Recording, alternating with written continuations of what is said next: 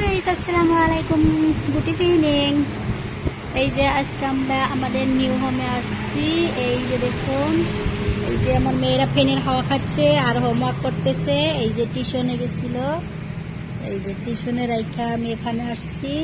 আবার টিউশন পইরে ওরা আসলো, আইসা হোমওয়ার্ক করতেছে। এই যে দেখতে থাকুন। এই যে আমার বড় মেয়ে, এই যে হোমওয়ার্ক করছে। লেখো লেখো লেখো।